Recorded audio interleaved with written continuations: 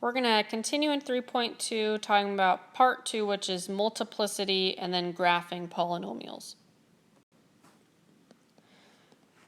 Okay, so let's go ahead and talk about where this word multiplicity comes from.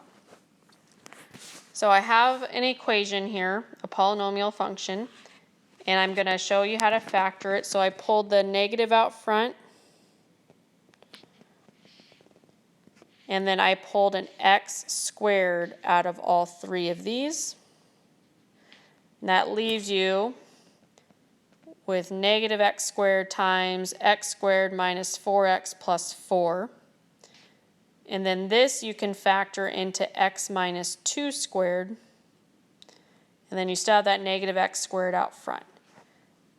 So you're going to notice that x squared, that means the x occurs twice because that's x times x. And then the factor x minus 2 also occurs twice because it was squared. So let's go ahead and show how to solve for this. So if I had, here's my first equation to solve, and then here's my second one to solve.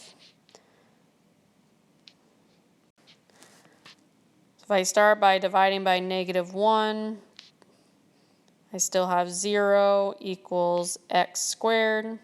Square root of that is just 0.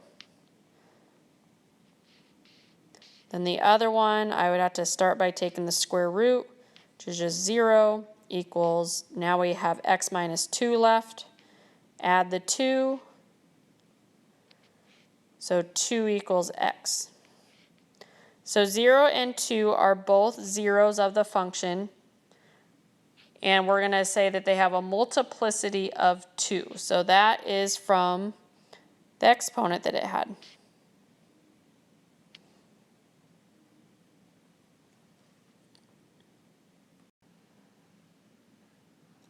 So just some definitions that you can look back at. If r is a zero of even multiplicity, then the graph touches the x-axis, and then it's going to end up turning around. So even means it's going to touch the x-axis. If r is 0 of odd multiplicity, then the graph is going to actually cross or go through the x-axis. So regardless of whether it's even or odd, the graphs tend to flatten out near the zeros where it hits the x-axis with multiplicity greater than 1. So the multiplicity helps you know, is it going to touch the graph or is it going to actually cross through the graph? So first we're going to find the zeros of this and then give the multiplicities of each zero. State whether the graph is going to cross the x-axis or touch the x-axis.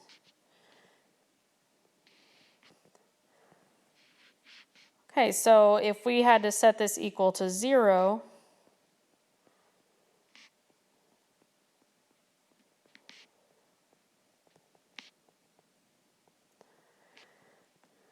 we can go and set up our equations. This 1/2 out front doesn't really matter when we're solving for the x. So we'll just do 0 can equal x plus 1. Then if you subtract the 1, you get x could be -1. Then this other one, we're going to set this equal to it. So take the square root and you get 0 equals 2x minus 3. Add the 3. You get 3 equals 2x. Divide by 2. So x equals 3 over 2, which is the same as 1/2.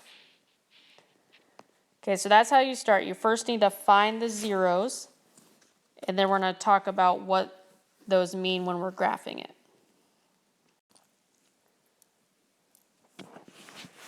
And I guess I had an extra slide here. We just said it was x equals -1 and x equals 3 over 2. So I had some extra room there if you needed it.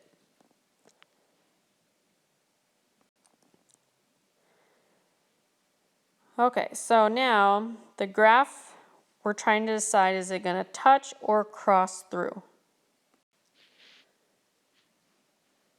So we said this x would end up being -1. So we need to find what the exponent of this quantity is, which is just an invisible 1 out here.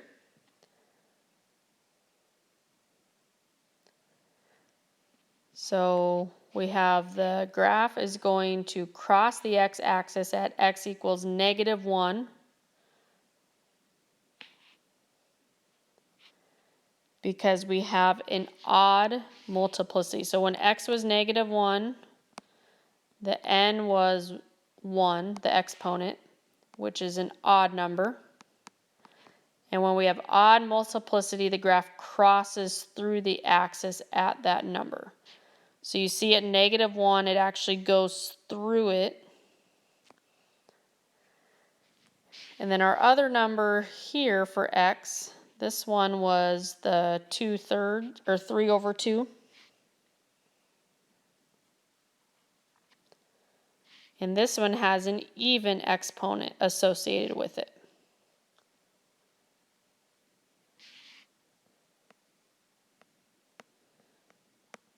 And if you look back at those definitions, if it has an even multiplicity, it's going to touch the axis at that 3/2, which is the same as 1.5. So that's why they have a point here. You see it just touches it, but then it ends up going back up. So these, again, it helps you find the x-intercepts, the zeros, but then it tells you, is it going to cross through at that point, or is it going to just touch at that point? If it has an even exponent, it's just going to touch it. If it has an odd exponent, it's going to cross through at that point.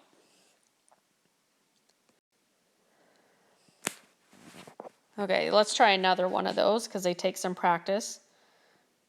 So we're going to find the multiplicities of each of the zeros, state where the graph crosses the x-axis or touches the x-axis and then turns around. Okay, so here's our first step. This was the equation.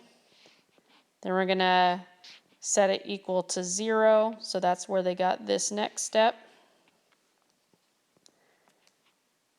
Then from there, we have this quantity that we set equal to 0. So if you solve that, you're going to x equals -1/2. And the exponent associated with it was a 2. So it has a multiplicity of 2. And then our next one, we had this quantity here. If you solve that, you end up getting x equals +5. It had an odd, an odd number. The multiplicity is 3 on this one because that is the exponent connected with the x equals 5. And then here's the graph. So for the first one, we had -1/2 multiplicity of 2, which is even. So it's going to touch the axis at -1/2, which is right here, and then turn back around, go the same direction. And then our other one is x equals 5, has a multiplicity of 3, we said. The 3 is odd, so it's going to cross through at that x equals 5. So it actually continues through after it hits the 5. Next thing we're talking about is the intermediate value theorem. So we have a lot of words here, but the main thing is you're going to have some point C between your A and B. And we'll look at some examples here to understand that. But there's a nice visual to understand what it means by the C falls somewhere between the A and the B.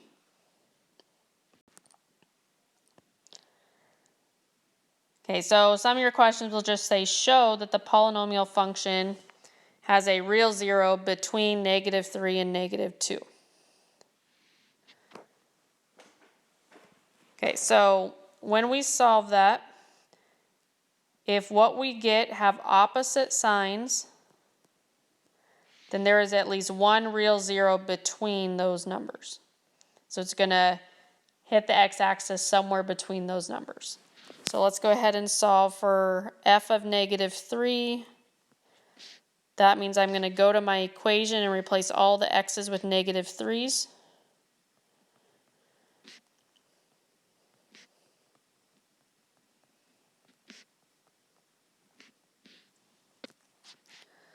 So that gives me 3 times -27 plus 30 plus 9, which is -81 plus 39, which is -42. So f of -3 is -42. And then the other number they want us to try was f of -2. So replace all my x's with -2's this time.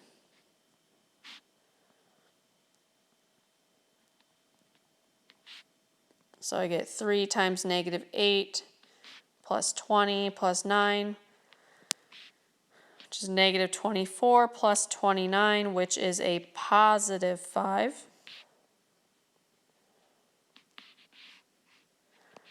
So you notice one of them gave us a negative number, one of them gave us a positive number. So they are opposite signs.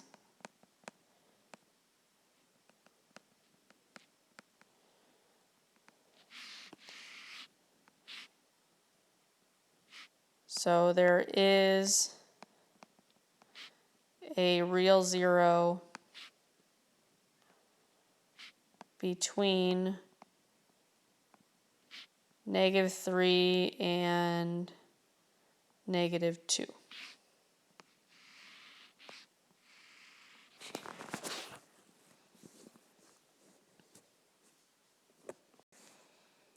And here's a graph showing that.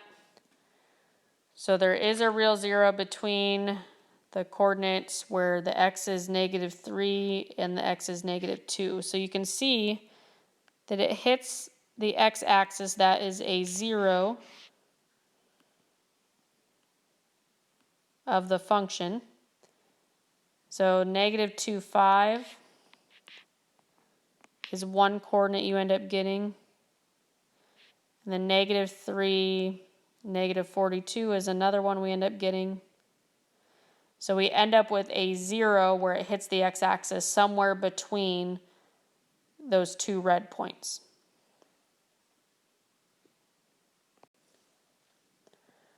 Okay, now we're going to talk about when the graph turns. So in general, if f is a polynomial function of degree n, then the graph of f has at most n minus 1 turning points.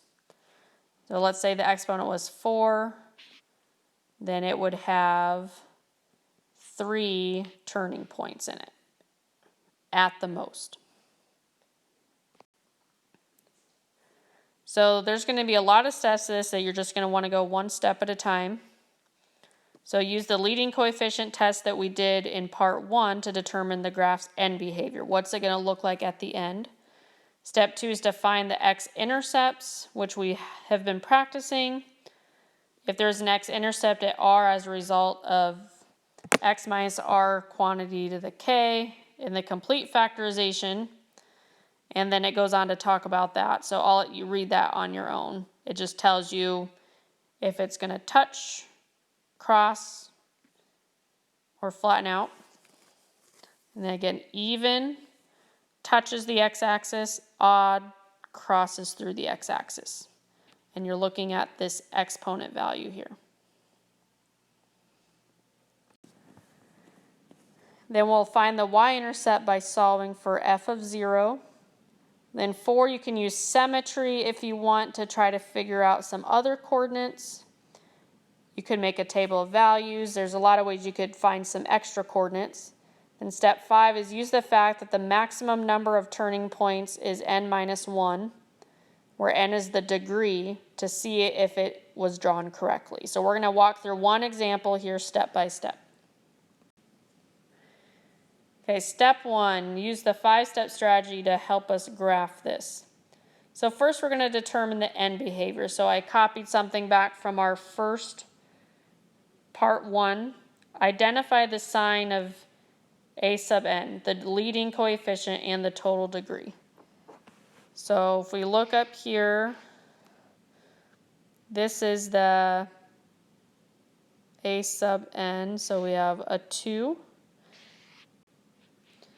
And then our n is the highest degree, so remember this is just an x to the first.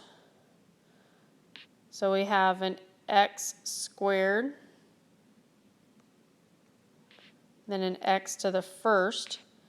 So if we put those together, we're going to end up with an x to the third eventually with a 2 out front. So the n is actually a 3. So the degree 3 is odd. The leading coefficient we said was 2, which is a positive number.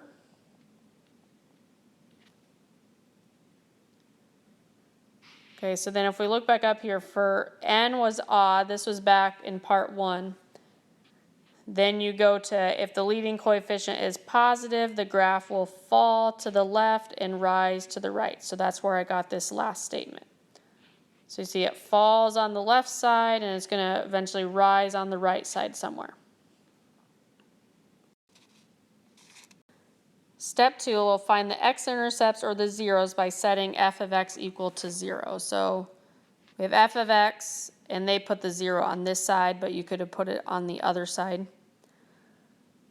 So we need to figure out, it's already factored, so we take this quantity, set it equal to 0. So if you end up taking the square root, you still just get x plus 2 equals 0. So if you subtract the 2, you get x equals negative 2. So that is one of our x's. And the multiplicity of this one was this 2 here. And our next one was the x minus 3 equals 0. So if you add the 3, you just get x equals 3. And the multiplicity of that one is just an x to the first power. So it has a multiplicity of 1.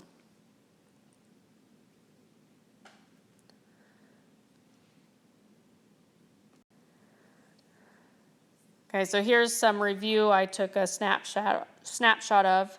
If ours is 0 of even, then the graph is going to touch the x-axis and turn around. If it has an odd multiplicity, then the graph crosses the x-axis. So our first one was x equals negative 2, and we said the multiplicity was 2, which is even. So we said even touches the x-axis. So it's going to touch the x-axis at negative 2. So that's where this point is at. And then for x equals 3, it had an exponent of 1, which is odd. So it's going to cross the x-axis at 3. So you plot the 3, and we know it's going to completely go through that point. We're just not sure what's going to happen in between yet. Step 3, find the y-intercept by solving for f of 0. So again, we replace all the x's with zeros because we don't want any x's left. We're trying to solve for y. So I'm going to put a 0 in here.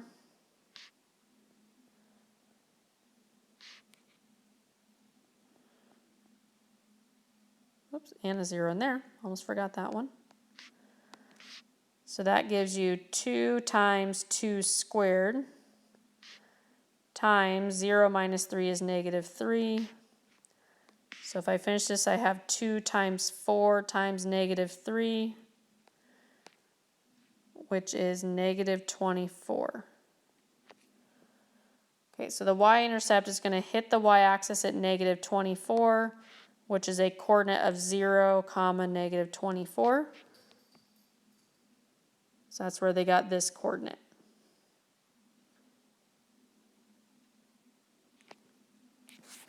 So now we have the zeros, and we knew it just touched it there.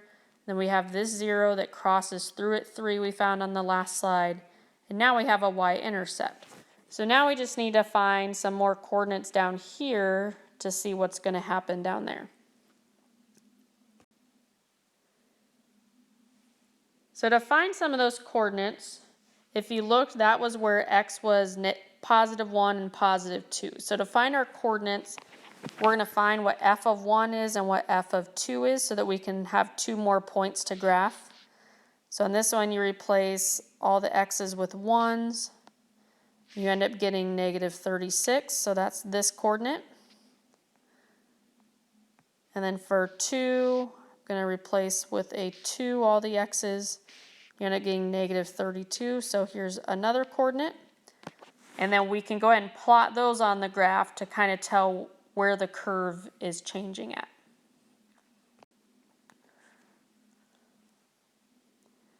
Okay, so those points would have been about here and here. So you can kind of draw a curve there now.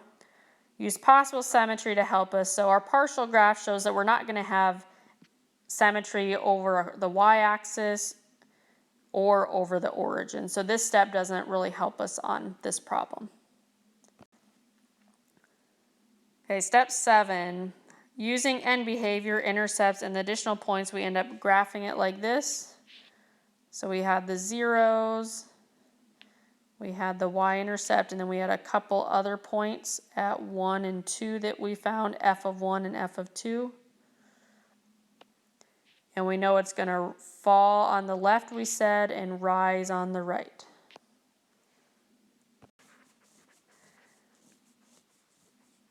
Okay, and one final step just to check it. Use the fact that the maximum number of turning points is n-1. So we said earlier the degree would be 3 because we have an x squared term and an x term. So you're going to end up getting x to the 3rd eventually. So the maximum number of turning points is 3 minus 1, which is just 2. So because the graph has 2 turning points, we have not violated the maximum number possible because it ends up turning here directions and then it turns here directions. So we have 2 turning points. So that's the end of that video. Again, I would recommend printing off these steps, and that can help you on the homework a lot.